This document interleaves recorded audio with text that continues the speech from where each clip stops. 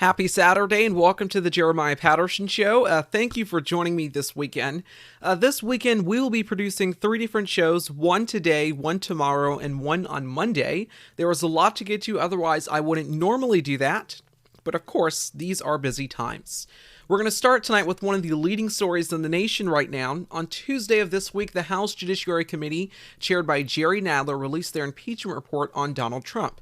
And I was wondering if they were going to do this because we expected this to be an expeditious impeachment, but we do have the report. It is 74 pages. I read the full report last night. However, if you are just reading the report and not the links and sources, then it's just 50 pages.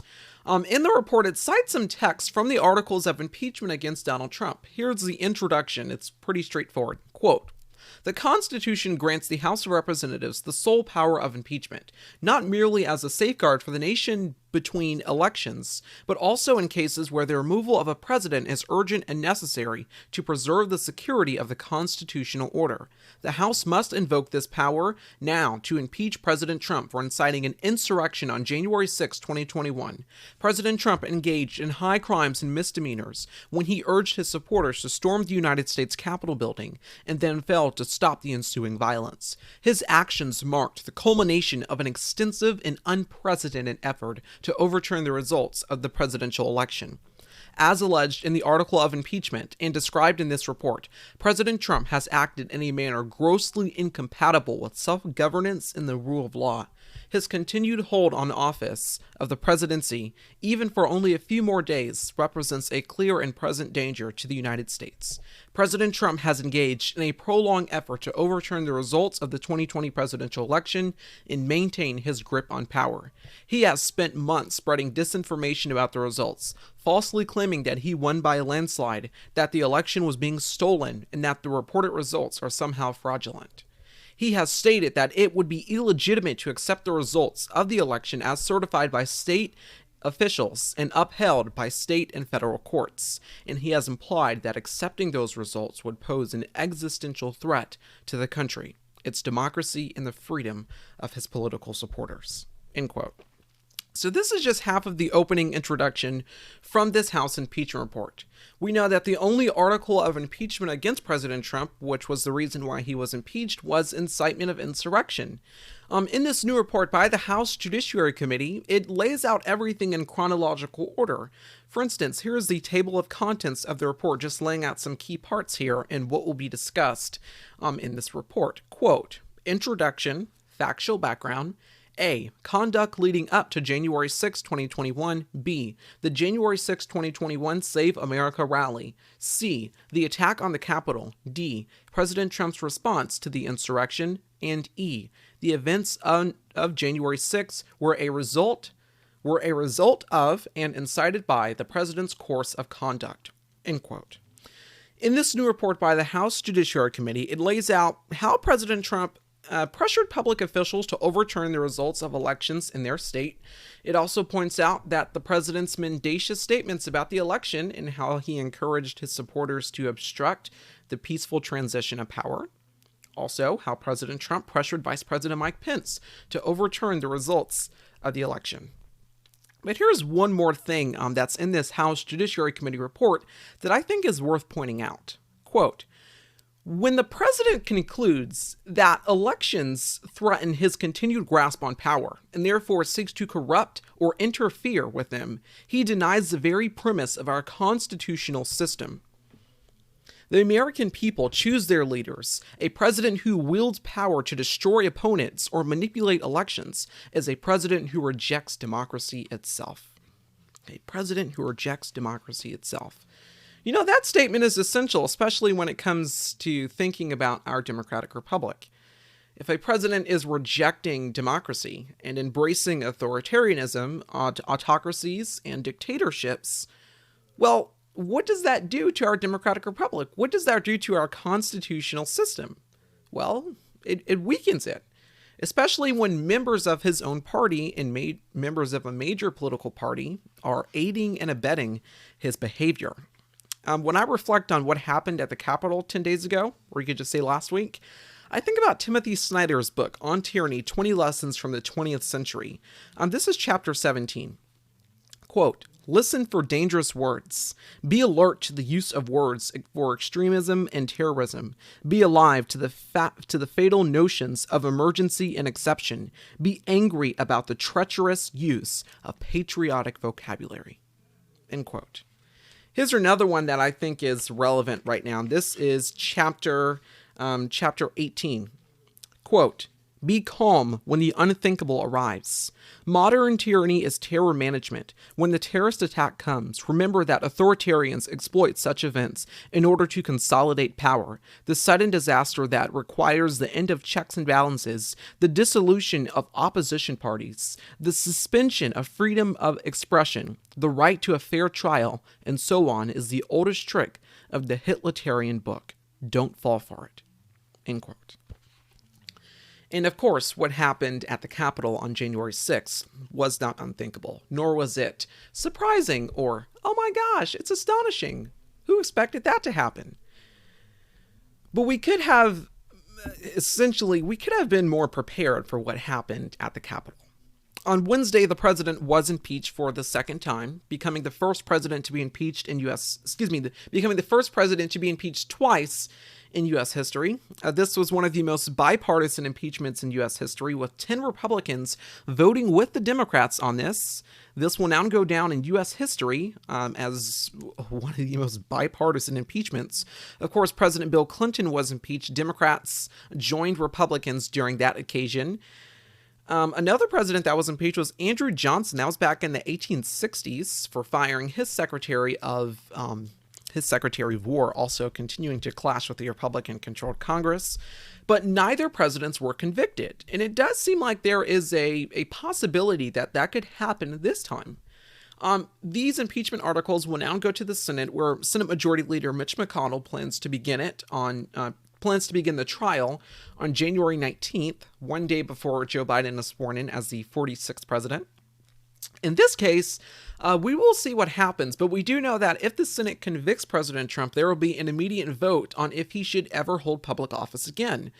Of course, many constitutional experts are saying that this sort of conflicts with the 14th Amendment, which states that, quote, no person shall be a senator or representative in Congress or elector of president and vice president or hold any office, civil or military, under the United States or under any state who having previously taken an oath as a member of Congress or as any officer of the United States or as any office of the United States or as a member of any state legislature, the Constitution of the United States shall have engaged in insurrection or rebellion against the same, or given aid or comfort to the enemies thereof. But Congress, by a vote of 2/3 of each house, removes such disability.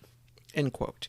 So many constitutional experts are citing, of course, the 14th Amendment, Section 3 of the 14th Amendment, which essentially bans people from public office for inciting an insurrection or aiding and abetting those who engaged in the insurrection. So that is a prospect that we are looking forward to as we continue to watch this.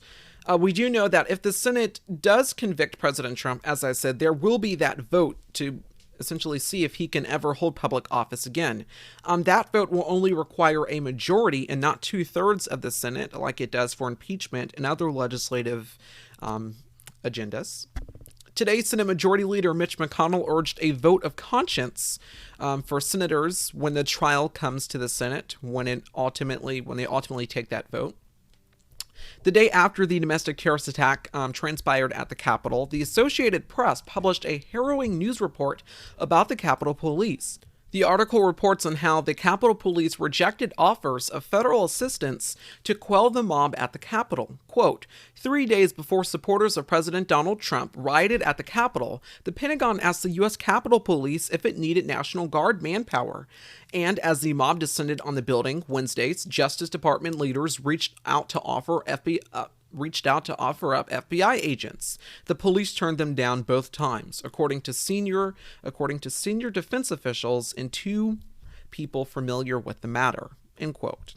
Then on Tuesday, Devlin Barrett and Matt Zapotosky at the Washington Post broke an exclusive story about the FBI. Quote, FBI report warned of war at Capitol contradicting claims that there was no indication of looming violence.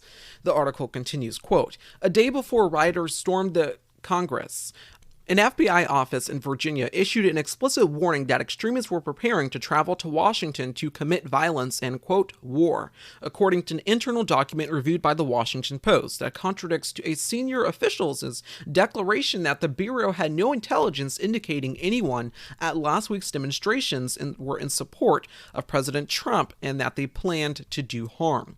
A situational information report approved for release the day before the U.S. Capitol riot painted a dire portrait of dangerous plans, including individuals sharing a map of the complex's tunnels and possible rally points for would-be conspirators to meet in Kentucky, Pennsylvania, Massachusetts, and South Carolina and head in groups to Washington. Quote, as of 5 January 2021, FBI Norfolk received information indicating calls for violence in response to unlawful lockdowns to begin on 6 January 2021 in Washington, D.C., the document says. Quote, an online thread discussed specific calls for violence to include stating, be ready to fight. Congress needs to hear glass breaking, doors being kicked in, and blood from their BLM and Pantifa slave soldiers being spilled. Get violent. Stop calling this a march or rally or protest. Go there ready for war. We got our president. We get our president or we die. Nothing else will achieve this goal. End quote. The warning is the starkest evidence yet of the sizable intelligence failure that preceded the mayhem, which claimed the lives of 5 people. Although one law enforcement official speaking on the condition of anonymity to avoid disciplinary action said the failure was not one of intelligence, but of acting on the intelligence.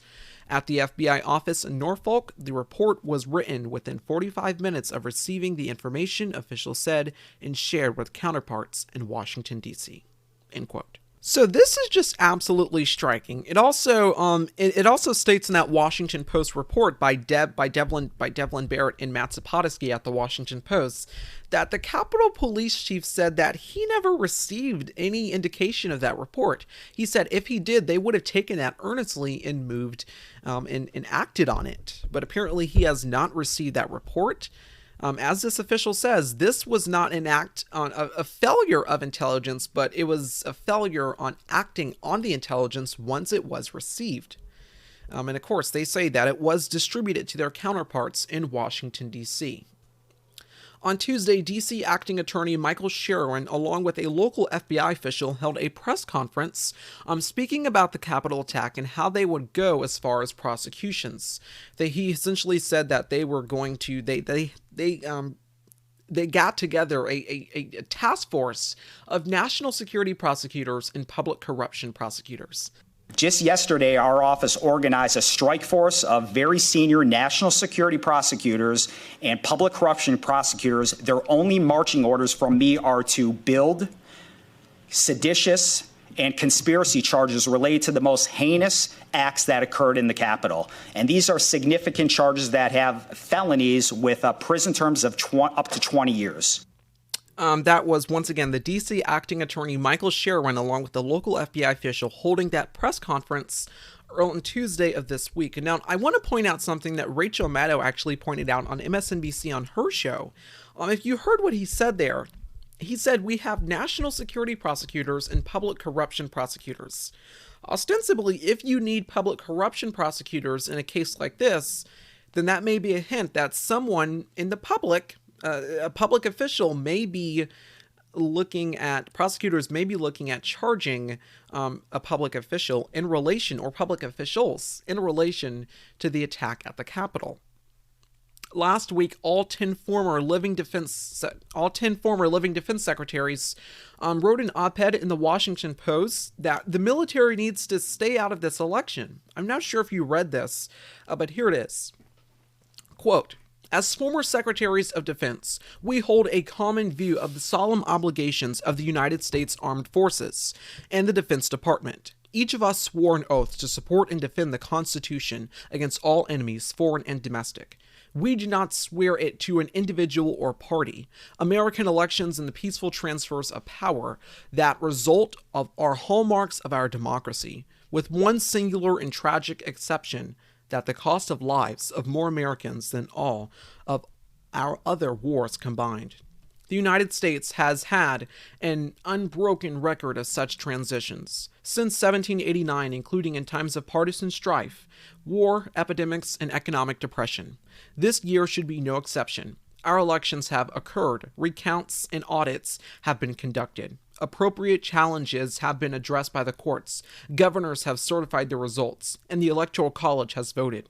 The time for questioning the results has passed. The time for formal counting of the Electoral College votes, as prescribed in the Constitution and statute, has arrived.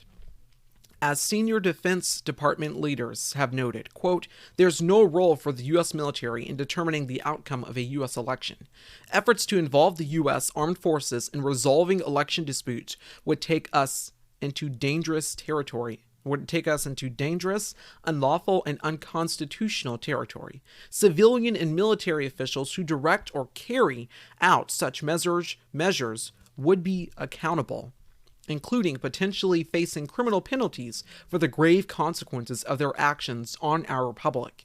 Transitions which all of us have experienced are a crucial part of the successful transfer of power. They often occur at times of international uncertainty about U.S. national security policy and posture. They can be a moment when the nation is vulnerable to actions by adversaries seeking to take advantage of the situation. Given these factors, particularly at a time when U.S. forces are engaged in active operations around the world, it is all the more imperative that the transition at the Defense Department be carried out fully, cooperatively, and transparently. Acting Defense Secretary Christopher C. Miller and his subordinates, political opponents, officers, and civilian servants are each bound by oath, law, and precedent to facilitate the entry into office of the incoming administration and to do so wholeheartedly. They must also refrain from any political actions that undermine the results of the election or hinder the success of the new team. We call upon them in the strongest terms to do so, as so many generations of Americans have done before them. The final action is in keeping with the highest traditions and professionalism of the U.S. Armed Forces and the history of democratic transition in our great country." End quote. So that was a letter written by all 10 former living U.S. defense secretaries. Well, this week, we got sort of like a follow-up, but this one was from the letter of the Joint Chiefs of Staffs, completely unprecedented letter. It reads, quote, "The American people have trusted the armed forces of the United States to protect them and our Constitution for almost 250 years. As we have done throughout our history, the U.S. military will obey lawful orders from civilian leadership, support civil authorities to protect lives and property, ensure public safety in accordance with the law, and remain fully committed to protecting and defending the Constitution of the United States against all enemies, foreign and domestic. The violent riot in Washington, D.C. on January 6, 2021 was a direct assault on the U.S. Congress, the Capitol building, and our constitutional process. We must mourn the death of the 2 Capitol policemen and others connected to these unprecedented events. We witnessed actions inside the Capitol building that were inconsistent with the rule of law. The rights of freedom of speech and assembly do not give anyone the right to resort to violence, sedition, and insurrection. As service members, we must embody the values and ideals of the nation. We support and defend the Constitution. Any act to disrupt the constitutional process is not only against our traditional values and oath, it is against the law. On January 20th, 2021, in accordance with the Constitution confirmed by the states and the courts and certified by Congress, President-elect Biden will be inaugurated and will become our 46th Commander-in-Chief. To our men and women deployed at home, safeguarding our country, stay ready, keep your eyes on the horizon, and remain focused on the mission. We honor your continued service in the defense of every American. signed by the Joint Chiefs of Staffs, end quote. When the attack occurred at the Capitol last week, we later received reports that some military members were at that Capitol. According to Bloomberg News, the U.S. Defense Department is essentially doing everything they can to find extremism within their ranks. The inauguration is in 4 days, January 20th, and not since the Civil War has the National Guard been inside our nation's capital. In receiving these letters from all 10 former living defense secretaries last week before the insurrection transpired at the Capitol, and this week after the insurrection transpired at the Capitol by the Joint Chiefs of Staffs, I mean, this is diametrically unprecedented, but it is also an alarming and imperative moment in American history. As we are watching this, former military officials and current military officials are saying, we are going to stay out of this election. We are urging our people within our ranks to stay out of this election. And on January 20th, 2021, Joe Biden will be sworn in as the next president of the United States. So all of this is happening at once. We know that more than 20,000 troops are there tonight, are at the Capitol, sleeping on the floor, and others are protecting the perimeter around the Capitol as they exchange and take time going back and sleeping and then coming back to protect. Reportedly, a local pizza company in Washington, D.C. called We the Pizza has delivered 150 pizzas to the National Guard inside the Capitol right now and 700 pies. There's also a section on their website where you can fill out a form and donate a pie to the National Guard for only $12. I'll make sure to link that in the description of this episode if you'd like to take part in that or share it with others. The CEO of the company said, quote, "We wanted to help, so we matched the order. Then we realized we weren't even sending nearly enough, so we just started donating to the troops," end quote. As of today, the Illinois National Guard is addressing a role that they might play in defending their state capital. Reportedly, hundreds of National Guard troops are leaving Massachusetts to head to the United States Capitol in D.C. Here in South Carolina, we have just deployed 650 troops to D.C. to protect the Capitol. According to Dan Lamuth at the Washington Post, he spoke with the D.C. National Guard commanding general today, and he expressed that the local officials trusted him.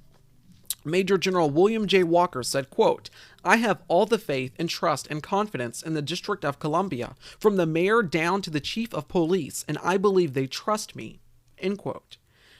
Earlier this week, the FBI warned that the violent demonstrations essentially could be taking place this weekend at all 50 state capitals. We, of course, will bring that to you as we continue to watch this story develop. Earlier today, the Washington Post reported that a Virginia man was arrested at an inauguration checkpoint after weapons were discovered in his vehicle. Quote, "A Virginia man was arrested after law enforcement found at least one firearm and ammunition in his truck as he tried to enter an inauguration security checkpoint near the U.S. Capitol on Friday evening with a credential that was not authorized according to court documents. Wesley Allen Brown, 31 years old, of Front Royal drove his car up to a checkpoint on East Street, northeast of the U.S. Capitol, where he was met by Capitol police officers, according to the court documents. The area is one of the many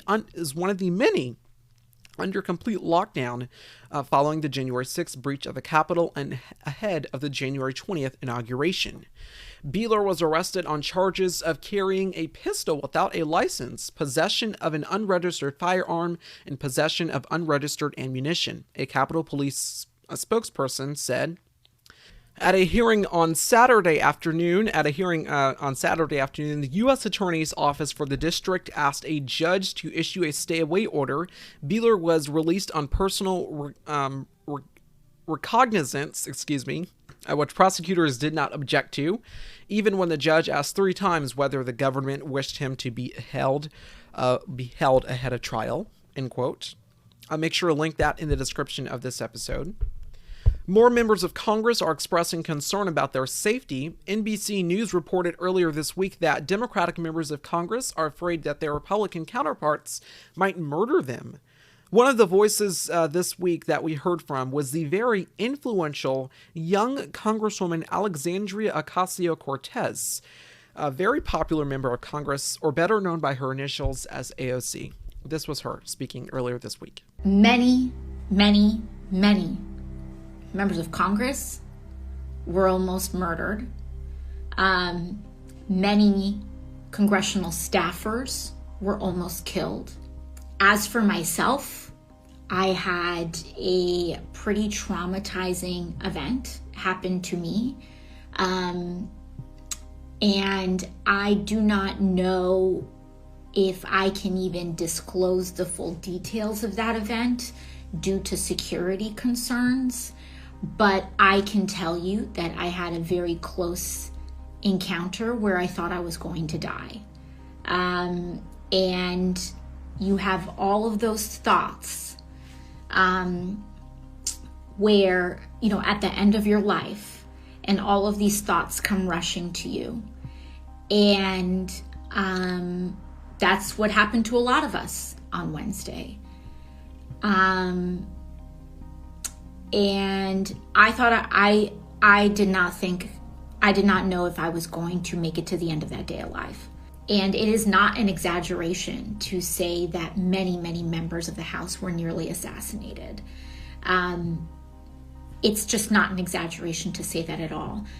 We were very lucky that things happened within certain minutes that allowed members to escape the House floor unharmed.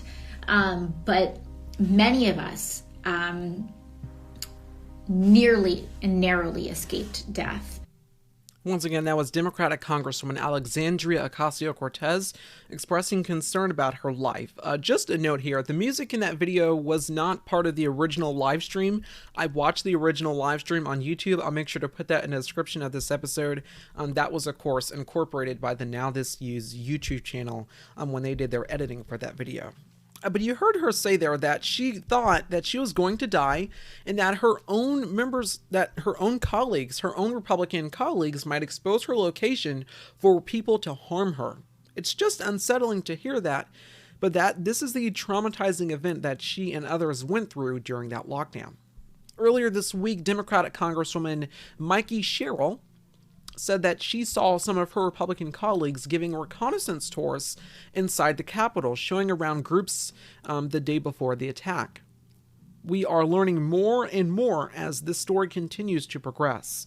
We are in the earliest stage of accountability with mass arrest and inevitable prosecutions. According to Alice Sperry at The Intercept, the Department of Justice is considering charging Capitol rioters, with seditious conspiracy, felony, and murder. On Friday, House Speaker Nancy Pelosi had a message for any members of Congress who were involved in the Capitol attack. This is what she said. When we're talking about security, we have to talk about truth and trust.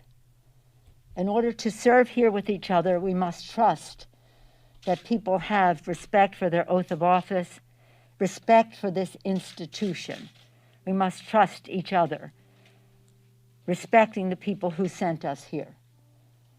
We must also have the truth, and that will be looked into. If in fact it is found that members of Congress were accomplices to this insurrection, if they aided and abetted the crime, there may have to be actions taken beyond the Congress and in terms of prosecution for that. Once again, that was House Speaker Nancy Pelosi speaking on Friday about the attack on the Capitol, and members of Congress who, if you did, in fact, aid and abet this attack, actions may be taken beyond the Congress in terms of criminal prosecution. As I said, we are still in the early stage of accountability, but if we truly want to unify as a nation, accountability must come first. If not, then that sends a very dangerous message to those in the world and those who were involved in a part of this attack. We got more to come tonight. Stay with us. In this world where people are staying at home, many of life's moments are being put on hold. At Carvana, we understand that for some, getting a car just can't wait. That's why the new way to buy and sell a car is also the safer way. At Carvana, you can do it all 100% online from home, with a touchless delivery and pickup process to keep you safe. And for even greater peace of mind, all Carvana cars come with a 7-day return policy. So if you need to keep moving, it's our goal to keep you safe. Check out Carvana, the safer way to buy a car. Welcome back. The attack on the Capitol and the president being impeached has overshadowed the coronavirus pandemic. Here in the United States, the situation is getting progressively worse. Nationwide, there are more than 23 million coronavirus cases and more than 396,000 coronavirus deaths. According to the COVID Tracking Project, there are more than 126,000 people hospitalized here in the United States. In Utah, today they reported 2,150 new coronavirus cases and 13 deaths. Also in Utah, the UK variant of the coronavirus, that strain was discovered in Utah on Friday. Vaccinations are continuing for teachers and the elderly right now in Utah. According to Becky Jacobs at the Salt Lake Tribune, Utah's coronavirus figures indicates a record number in ICUs. Earlier this week, the Intermountain Healthcare is a hospital in Utah, and they released this video from their YouTube channel about the coronavirus and one patient's experience grappling with this virus. My name is Andrea Ballou. I work here at McCady Hospital as a registered nurse, and I've been here for about 2 years. I've been working on the COVID pandemic since March when it started. People don't understand is with COVID, it's not just hurting your lungs. Your entire body can go into organ failure. Essentially, your family members can die. I mean, it's a critical illness, and we don't know who's going to get it, and we don't know how bad they're going to get it. So my dad contracted it in July. I talked to him for about a week before every day to see how he was doing. The final day, he just said he wasn't breathing very well, so I told him that it was time to go to the hospital. He was afraid. For the first few weeks, I wasn't able to see him, and then I was able to see him, which made it hard because I felt the guilt that my mom couldn't see him and I could. He was on high flow oxygen for about 2 weeks, and then they wanted to intubate. To be intubated, they're going to put a tube down your throat and hook you to a ventilator, which is essentially going to breathe for you. But we didn't know if he would come out of that, so it was a hard decision to make. Walking past his room when he was in there, I would find myself always peeking through the window just to make sure he was still doing okay. I found myself several times in the hallway and the stairwell crying, and it was just an emotional roller coaster. He stayed intubated, sedated, paralyzed for about 3 weeks. We made the decision to do a trach where they put a tube down through his windpipe, and he'll be on the ventilator, breathe for him. And that allowed us to turn the sedation and the paralytics off. We had to send him to a rehab facility for respiratory rehab where he was there for a little over a month. Eventually he'll be able to walk and get around and do his daily needs. But right now he's just trying to get stronger so he can get out of bed, he can shave, he can brush his teeth and do all of your daily needs that we take for granted. So by the time we're done with it, it's going to be a good 4-month hospital stay. To be on the mend is a miracle. Yeah. Don't mix with crowds. Don't go with anybody you don't know. Because I don't know where I got this and I wasn't fixing it. My dad will be living with us when he gets out until they can get their situation figured out and his health is back to normal or somewhat normal. So it's just a new kind of normal for us right now, and we don't know what normal is going to be in the future. Once again, that was a video released by the Intermountain Healthcare YouTube channel on a coronavirus story about a patient, which in the video you can hear about that healthcare worker saying that that patient is actually her dad. At the end of the video, the dad is encouraging people to avoid crowds because it is not worth it contracting this disease and also risking your life. In California, more than 40,000 new coronavirus cases were reported on Friday, and 669 people died. Right now, more than 20,000 people are hospitalized, and 4,750 are in the ICUs. Today, California Democratic Congressman Louis Correa announced that he has tested positive for COVID-19 after returning home from Washington, D.C. This, of course, is in relation to the attack that transpired at the U.S. Capitol, when Republican members of Congress were offered masks but rejected them. You can see it in videos. I'll make sure to leave some of those in the description of this episode. Now, he is now the sixth member of Congress, the sixth Democratic member of Congress to contract the coronavirus after being at the Capitol last week when the insurrection occurred, and Republican members of Congress were mocking Democratic members of Congress and not wearing masks. UC San Diego is reporting an exponential increase in student coronavirus cases just after the holiday break. According to Gary Robbins at the Los Angeles Times, quote, UC San Diego said that 245 of its students have tested positive for the coronavirus since the winter quarter began January 4th, the kind of surge that the university avoided last fall through a major testing and education campaign called Return to Learn. The school is saying that, end quote. UC San Diego is now saying that 109 of its students who tested positive live on campus, while the other 136 live off campus. Also, 61 employees have tested positive for the virus as well. The school released a statement saying, quote, our interpretation is that they acquired the virus in the community during the break. Going home during a raging pandemic is a dangerous thing. The on-campus case rate is now declining to pre-break levels as we work through the infections that came back from the winter break, end quote. The state of California is also now having a particularly hard time with the coronavirus vaccine. Today, the San Francisco Chronicle reported that California has nearly 2 million unused doses of the vaccine, as even demand is now soaring for more vaccines, for more vaccinations. I'll leave that article in the description of this episode as well. The New York Times sort of picks up on that story and offers what is essentially, for anyone who is enraged or perplexed by this rollout in California, quote, Governor Gavin Newsom's announcement on Wednesday seemed sweeping. California would open eligibility for a coronavirus vaccine to anyone 65 or older, effectively abandoning a rollout plan that was meant to ensure the most vulnerable would be first in line. A day later, residents of the vast and varied state were trying to navigate what many declined as vaccination chaos, as what many described as vaccination chaos. Some counties shifted gears immediately, like Orange County, which said anyone 65 or older could book an appointment at the vaccination site it opened this week in Disneyland. But the scheduling website was quickly overwhelmed, making scheduling a shot seemed like trying to get tickets to a Taylor Swift concert, end quote. So things are obviously not going well there. And on top of that, today, Los Angeles County surpassed 1 million coronavirus cases. Right now in Los Angeles, one person dies from the coronavirus every 6 minutes.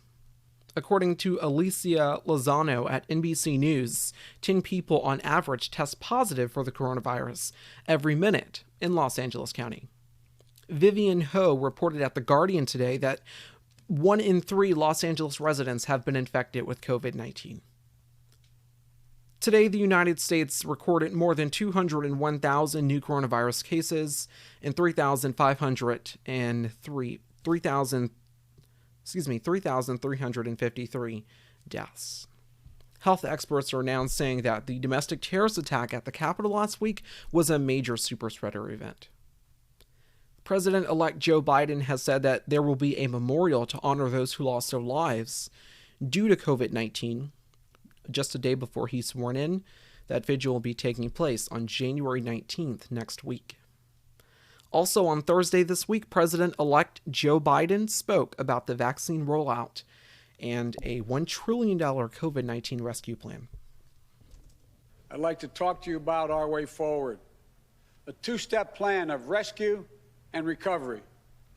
A two-step plan to build a bridge to to the other side of the crisis we face to a better, stronger, more secure America.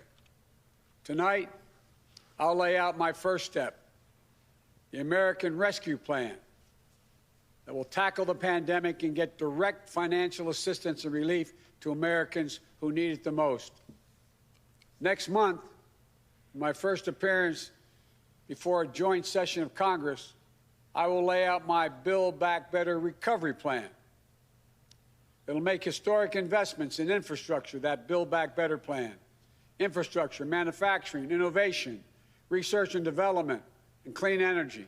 Investments in a caregiving economy and in skills and training needed by our workers to be able to compete and win in the global economy. The vaccine rollout in the United States has been a dismal failure thus far. Tomorrow, I will lay out our vaccination plan to correct course and meet our goal of 100 million shots at the end of my first 100 days as president. This will be one of the most challenging operational efforts we have ever undertaken as a nation. We'll have to move heaven and earth to get more people vaccinated, to create more places for them to get vaccinated, to mobilize more medical teams to get shots in people's arms, to increase vaccine supply, and to get it out the door as fast as possible. But we need about $400 billion in funding from Congress to make all of what I just said happen. It's a great deal, but I'm convinced we are ready to get this done. The very health of our nation is at stake. Once again, President-elect Joe Biden speaking earlier this week about the coronavirus vaccine rollout, and also a $1 trillion COVID-19 vaccine plan. There are 4 more days to the presidential inauguration, January 20th, 2021. Stay with us. We'll be right back. At a time when we're asked to sacrifice, we step up to do our part. On the home front, on the front lines, to lend a helping hand and hold each other up. We are resilient, vigilant, and we'll get through this because we're better together, even if we're a little farther apart. Pop quiz. Who was Richard Nixon's personal lawyer? If you don't know, his name is Herbert Kalmbach. Listen to this part of my podcast, Disgrace. His name was Herbert Kalmbach, Richard Nixon's personal lawyer. After Nixon won the 1968 election, Kalmbach rejected an offer to be the Deputy Secretary of Commerce. Instead, he took a job making money as a real estate attorney. He represented corporate clients who hoped to cash in on his personal relationship with President Richard Nixon. Kalmbach was in charge of handling Nixon's income tax returns and also matters involving his home in San Clemente, California. Nixon considered Kalmbach to be trustworthy, discreet, and a close confidant. In fact, he had so much esteem for his friend and personal lawyer that he chose him to be the deputy finance chairman of the 1972 election campaign for Nixon. And this is where the story gets interesting. After that suspicious break-in at the DNC headquarters in June of 1972, Herbert Kalmbach, Richard Nixon's personal lawyer, was instructed to pay off one of the Watergate burglars, and he was supposed to do this through a bagman named Anthony Uliskiewicz, a former New York City police detective who was on the Nixon campaign's private payroll. In that particular payoff, it was unclear if the president was actually involved in it, but there were some other hush-money schemes that Mr. Kalmbach participated in. We also know that he participated in a secret $500,000 financial sabotage scheme against the Democrats. Also, he funneled $220,000 to pay off the 7 burglars implicated in the Watergate break-in. Then he donated $100,000 to a campaign that was ultimately unsuccessful in defeating independent segregationists Alabama Governor George Wallace. And it did not just end there. There were some other continued money payoff schemes that just continued, and there were more instances when this transpired.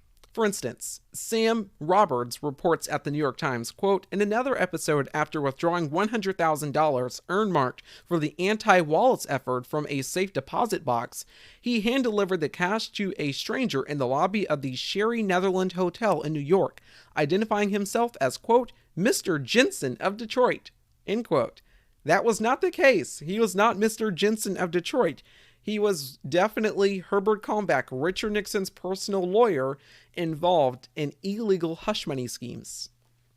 Then, on January 1st, 1972, the Washington Post published a bombshell article. This was the headline, quote, "Bug suspect got campaign funds," end quote.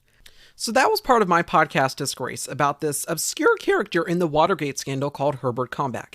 No one actually really knows about Herbert Kalmbach, but Herbert Kalmbach was Richard Nixon's personal attorney, and of course, he ended up going to jail. Kalmbach showed no emotion. He said, "I'd like you to know how deeply embarrassed I am and how sorry I am to be here." Judge Sirica announced the sentence. Not less than 6 months and not more than 18 months with a fine of $10,000. Kalmbach left the court and went straight to a waiting car without comment. He is the 14th person to be sentenced for a crime related to Watergate. That was reporting from NBC News in the 1970s when Richard Nixon's personal lawyer, Herbert Kalmbach, went to jail. You could sort of compare that to right now. Michael Cohen is President Trump's former fixer and attorney. And Michael Cohen ultimately did go to jail as well, like Herbert Kalmbach. And Michael Cohen, just like Herbert Kalmbach, had unrelenting loyalty for his boss, President Richard Nixon. For his boss, President Richard Nixon. And Michael Cohen also had unrelenting loyalty for his boss, Donald Trump.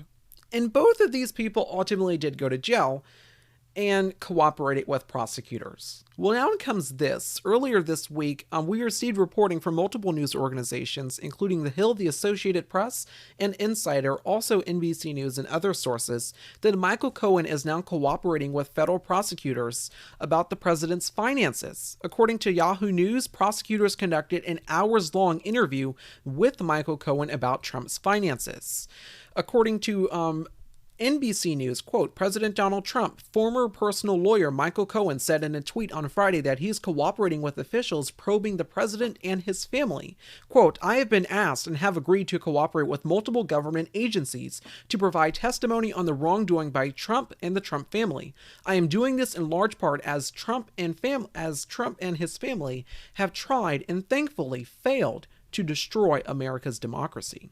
End quote. So once again, just this interesting new prospect that Michael Cohen is now cooperating with prosecutors like Herbert Kalmbach did. And just like Herbert Kalmbach during the Nixon era, Nixon was very quiet when it came to Herbert Kalmbach going to jail.